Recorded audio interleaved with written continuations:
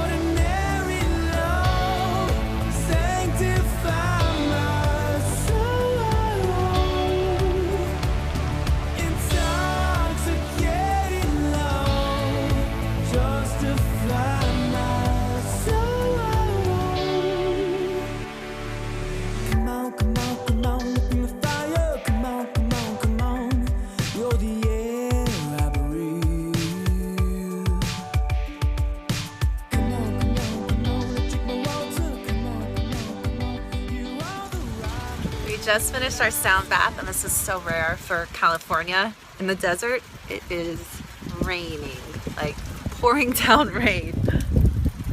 What they do here basically relies on neuroacoustics, which neuroacoustics is really interesting if you don't know anything about it. It's basically how different frequencies affect our brain.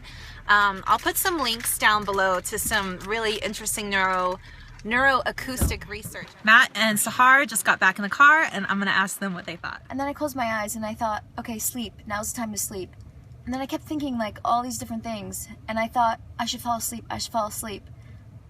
And then I got really cold, and so I got up, like I just woke up and I asked Matt for a blanket, and then I realized when I woke up that I was sleeping, that I was in fact sleeping.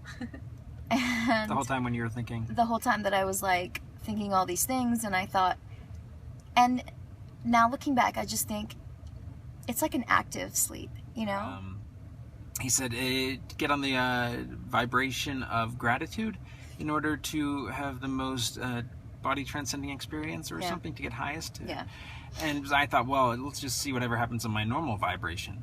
And then, but really nothing did. So then I was like, all right, well, let's see if we can make anything happen. So I tried to get on gratitude, and I think I got on some gratitude for a little bit. But I wouldn't say much happened. But at one point, as Valentine said, there's a certain vibration in the vibrating bowls of quartz or whatever that crystal made me feel as if something was happening in the kind of dream, like she said, like REM sleep, and it felt a little bit like that, like different images were appearing, and that happened for a few times for a few seconds, and that was about it. And then I liked the acoustics of the place. You could stand on one side and talk to someone at the other by pretty much whispering. That was really cool. So for me, this is actually my third time getting a sound bath, and I feel like every time I just leave feeling really calm, really centered, really grounded. Personally, I have a tendency to get like really in my head, and so I really like that because it really kind of brings me back to earth. I feel really centered when I leave there, and like Sahar said, really rejuvenated and refreshed. And then a lot of times, like often when I meditate, I get emotional. Like if I get like start feeling really grateful about something, I will cry because I'm just like that. And so the first couple times I went and had a sound bath, I did get emotional, but today I didn't. Today I just felt a lot of like twitches on my face, like especially there's one tone that they play where it sounds like the sounds are kind of skipping over each other. It's really cool, but when that happens, I get these like twitches all around my eyes, and yeah, I just felt really, really fresh when I left.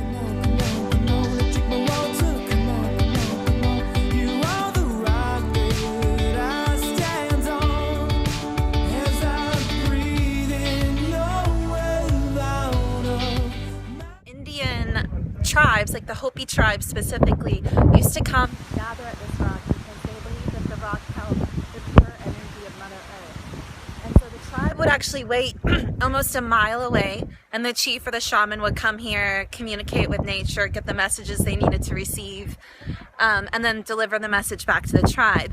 Then George Van Tassel lived here, actually with his whole family. His wife had a restaurant that was right over there. Howard Hughes actually was a friend of Van Tassel's. He actually donated a lot of the money for the Integatron in the very beginning, but he used to fly in specifically for a slice of George Van Tassel's wife's pie. So they were good friends, and from Sahar. But yeah, this is kind of where it all began, here at Giant Rock. And when the walls come crumbling down, we gotta keep it strong. We gotta keep it up, love, keep it up, love, keep it up, love, yeah. So while we were at Giant Rock, I actually forgot to tell you guys the coolest part about Giant Rock. So it was used for years for the Indian tribes. They used it for their rituals, for ceremonies. Then there was a man that moved into it. Then the Van Tassel family moved there. There was a fire. All his research mysteriously disappeared. Lots of conspiracy theories on that one.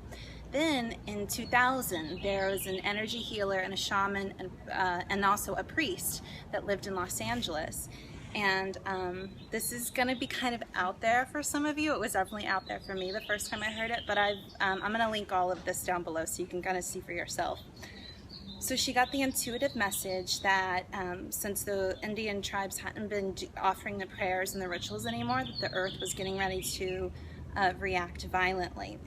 So what they did is they took a group of energy healers out there. They did February 19th and 20th of 2000. They did 2 days of prayers and meditations. Now, years and years before, the Hopi tribe had a prophecy that if the rock cracked, it symbolized a new time on planet Earth. And there was even talk if it cracked down the middle, that was not good. If it cracked on the side, it would remove or relieve the pressure on the tectonic plates, and that was a good sign. So after 2 days of prayer, after this rock hadn't moved for millions of years, and geologists all were like, there's no way that you can make a rock move. It's the biggest freestanding boulder in the world. You can't, hasn't moved in millions of years. It cracked, and that's what you see in the pictures, is that the crack on the side. So it did actually crack, and that was seen as a very, very good sign. And I'll link all that down below so you can kind of research it for yourself. If you're Along the lines, we gotta dance along the edge, we gotta keep it. So just a tip, when you go off-roading and you have a Range Rover and you want to be really cool in Joshua Tree at Giant Rock, be very careful because you could end up like us. Or get roadside assistance. Yeah, or make sure you have roadside assistance because it was really fun. I think it was worth it. It was worth it. It was worth it. So go for it, but make sure you have roadside assistance because you might get a flat. Along the edge, we gotta keep it up, love, keep it up, love, keep it up. I'm addicted. You make me so high. Hey, we are here at Jumbo Rock Campground. It's so beautiful here in Joshua Tree National State Park, California. I love you. And we're just here to climb around on some rocks and watch the sunset and enjoy it. Extraordinary love, sanctify my soul. Intoxicating love, justify my soul. Back Angeles. Long day traveling. Twinkie made it. Thank you so much for watching. Thanks, Wilfred. And when the walls come crumbling down, we gotta keep it strong. We gotta keep it up, love. Keep it up, love. Keep it up, love, yeah. And if it's dark